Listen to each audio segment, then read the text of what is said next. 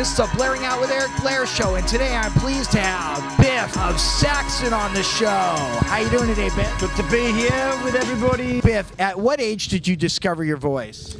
I think probably when I was about 15, 16. So I started as a guitarist, and then a bass player, and then a singer.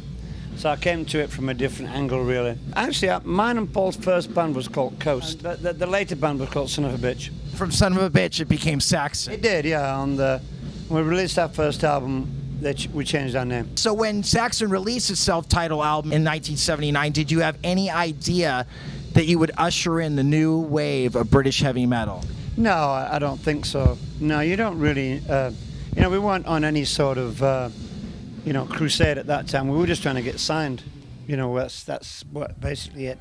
I mean, ourselves and Maiden and Def Leppard, a few of those other bands all got signed more or less at the same time. Actually, all in the same month.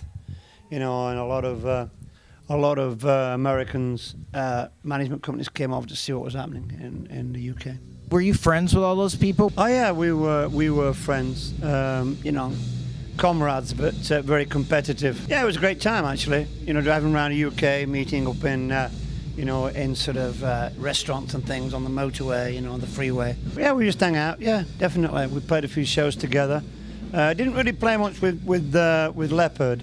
Went to see them a few times, but we played some shows with Maiden. Yeah, in the early days. Yeah. And at that time, did you feel that there was a community scene going on in England? Well, there was a lot of press coverage on it because we were like the new guys on the block, and the punk thing was more or less finishing, and a lot of bands like Zeppelin and Sabbath and that, they were sort of, they weren't really touring that much anymore. Zeppelin got split up, so I think it was a new wave of rock bands really is what came along in 1980, and basically the rest is history. It swept across the world, and here we are. What were the highlights from 1980's Wheels of Steel period? I think that whole period was a highlight. There wasn't really a down point. I mean, we went from playing to nobody to playing to everybody, and the album went double gold in like 2 weeks or something. So, and the culmination of that was the appearance at Castle Donnington, which was the first big festival of the 80s, and we were sort of like the only sort of new band on there, and it was a fantastic feeling. Actually, we got a disc with the new album. Yeah, the 1980 remastered and remixed, and it comes in a digipack with the North American version of... Yeah, Call to Arms, yeah. We found it in an old manager's attic. He sent us an email saying, that we could buy it off him. Typical manager, really, yeah. And we went over. They got 7 tapes in his attic, and one of them was the Donnington tape. We remixed it and remastered it, and it hadn't been played for 30 years, man. So it was a bit of history. The whole concert's fantastically recorded. I don't know whose mobile it was, but it was Rolling Stones' mobile or something that was there.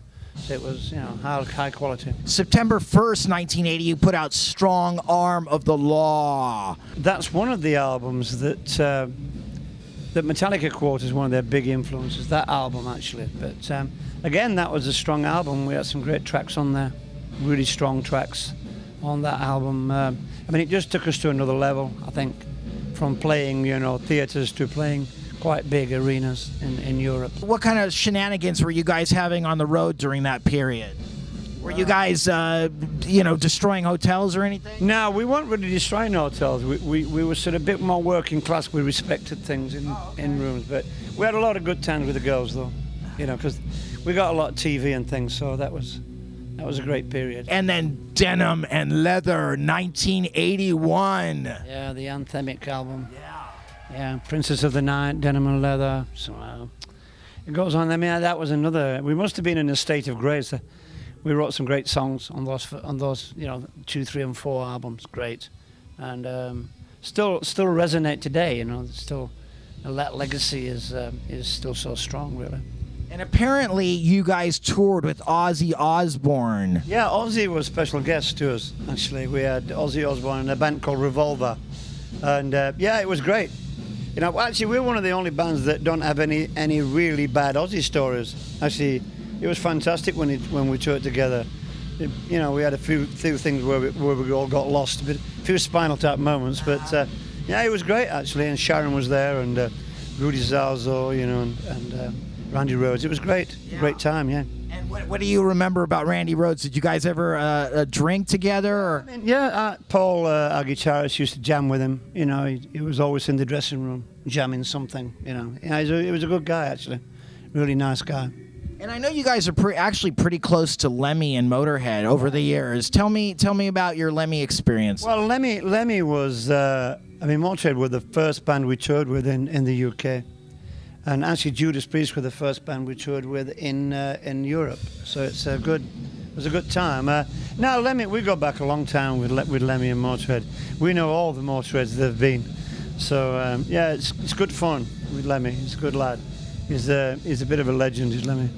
And in 1983, now I have a story from 1983. I saw you open for Iron Maiden at the Orange Pavilion in San Bernardino. It was Fastway, Saxon, and Iron Maiden on their Peace of Mind tour, and it was crazy. Yeah, we were on the Power and the Glory tour. Yeah, that was probably our best tour of the States. It was a fantastic time. All British bands going for it, full houses. You know, we did 2 Long Beach arenas with that tour. Yeah, that was a great moment for people, I think. I think that really broke Maiden. That tour broke Maiden in the States. Definitely. And, you know, I think that album went gold. So we were well on our way, actually, at that point. Yeah. Yeah, I remember the radio stations just played cuts off that record over and over and over again. Yeah, This Town Rocks was This town knows how to rock. I remember watching you, man. Play that for you tonight? Yeah. Okay, cool. Elton John came to play piano on 2 of the songs on Rock the Nations. How did that come about? Well, he didn't. We were recording in the same studio, okay. and actually our producer, a guy called Gary Lyons, had worked with him. So basically, we wrote this song called "Party to Your Puke," and we thought it'd be pretty good to get him to play on it because he's fairly straight, yeah, you know, classical trained. But it was just one of them waggy ideas in the studio. So yeah, he played on it. It sounds pretty good actually. Were you in awe when he was doing that, or were you just kind of taking it? We were just taking it as, you know, as something. We weren't really using his name for anything, you know. Just it was just pretty cool, really. We thought to get him to play piano. It needed a honky-tonk piano, you know. And Paul plays a bit of piano, the guitarist, but he didn't play it that well. So we asked him to play it, basically. That's a big deal. Yeah, it is a big deal. Yeah, I mean, we didn't think it was a big deal. We're just a rock band, you know, partying out in the studio, just asking if he wanted to play piano on it. So just musicians to musicians, really. The new CD, Call to Arms, what does that mean to you? Well, it's 2 things, really. I mean, it's a call to arms for fans. It's a great time it's a great time now. The music's resurging again, you know, the classic metal stuff. So it's a good time. And it's a song, really, you know, it's a soldier's song. It's about, you know, a soldier being away, reading letters from his loved ones, living with death, you know. So it's inspired from the First World War, a book of letters that I read. But it can be any war. It can be Afghanistan, Second World War, any war, really. Soldiers are going away, aren't they? Leaving their loved ones. Essentially, with all the disaster that's going on in the world right now, financially and you know, just you know, natural disasters happening everywhere. Do you feel the world may be coming to an end? Doomsday, you mean? Yeah, well, we're going to talk about that song. Well, it could be. You never know.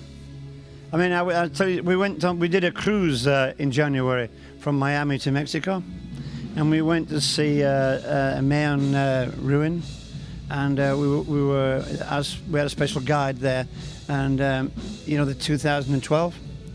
And they were telling us all the Mayan calendars finishing, and he said, "Oh, I'm just going to lay in a hammock and have a beer." So how are fans embracing the new CD, Call to Arms? Good. It's getting great reviews around the world. Looks like we've created something a bit special, and people are getting hyped up about it. So yeah, it's going well. I mean, it's selling well in America, so we've been told by EMI. So keep touring, you know, keep bringing the profile up, and let's hope we can have sort of, you know, some success. No rest for the wicked. Well, that's written for a film. That's written for a film. The film is these scientists have been messing with alien DNA and human DNA, and they've created this hybrid warrior. It obviously goes wrong because it's a film, right? So it goes wrong, and these soldiers have to go down into the labyrinth to kill them. And one of the guys, one of the soldiers listened to his iPod, and that's No Rest for the Wicked is playing on there. So that's what. And actually, when Doomsday comes, that's the main song for the film. So yeah. Wow, how were you approached to write song for that movie? Well, the producer's a huge fan. Director is, so they wanted a British band for a British film, really. You know, so. Have you seen the film? No, they're not shooting until sort of January, because we're going to shoot a video on set. So, nice. You know.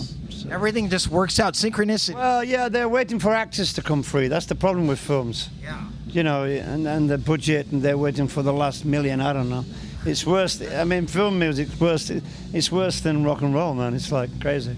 Well, you know what, though? The difference between an actor and a musician is that the actor gets paid whether the movie flops or not. The musician, if the album flops, he doesn't get paid. Right. That's totally right. Yeah. So. But you know, all musicians want to be actors, and all actors want to be rock stars. You know that, don't you? Yeah. I know a lot of actors, and they don't want to do our job.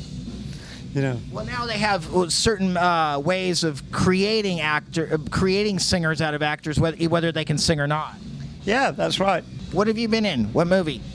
I played King Arthur in a film. Really? What movie? It was a Spanish film. Did you speak Spanish? I spoke Latin. Really? Yeah. It's cool. You can see it on YouTube. It's on YouTube, isn't it? Yeah. Yeah, it's on YouTube. You know, they had all this on the round table. They had all the cue cards. You know, cue cards behind apples and things, and I had to read it in Latin. But still. Domine. Yeah, but still pronouncing Latin is difficult to make it sound like... Well, what can I say? You know? Totally. My mom would love you. Hammer of the Gods. Yeah. The Vikings came, did a lot of pillaging and raping and things, and then they settled there. So yeah, that's what that's about. Hammer of the Gods, Thor. Did you see that movie? Yeah, I did. Did you like it? Yeah, it was all right. I know. Yeah, it was all right. It was kind of. I like the robot thing. That looked cool. Yeah. Yeah, it was all right. It was all right. Yeah, it was kind of a disappointment. She played a good part in it, though. Natalie Portman. Yeah, we like Natalie. Yeah, I love her. She's amazing. She's great. Yeah. Biff, tell me a little bit about your kids. Oh yeah, I got 4 kids. I got twin boys of 11, and a boy of 13 who's a bit of a drummer, keyboard player, and a girl of 17 going on 31. You know what I'm talking about. So yeah. What is the most challenging thing about having 4 kids that are all these different ages? It's challenging for my wife, man. She's the hero, not me. But yeah, it's challenging because, you know, when they're all in different schools, it's like the taxi service. You know, that's the worst thing. And the homework, it's terrible. People out there with kids know what I'm talking about. But yeah, it's you know, it's a really juggling lives, you know, around to make it has to be quite normal for them, obviously, and it's sort of you know, over the top for us all the time. So keeping them sort of level, so they're not like spiking everywhere. You know what I mean? A few months ago, there were riots in Britain. Yeah. Were you there during that period? We were in Britain. Yeah, we were in Britain. That was a bit crazy, actually. That was a bit like mass hysteria or something. But yeah, they seem to have sorted it out now. I mean, they've gone really heavy on them, though. They sent a lot of them down to jail. You know, so I don't think that'll be happening very, very often. From your point of view, what do you think motivated those riots? Well, a lot of it's like teenagers, you know, just having a bit of fun, really, and getting out of control, you know. And the police being like, you know, health and safety, they just waited and waited, and it got out of control, you know. Blairing out with Eric Blair with BIFF of Saxon, signing off. That's Blairing Out with Eric Blair. The Blairing Out Show.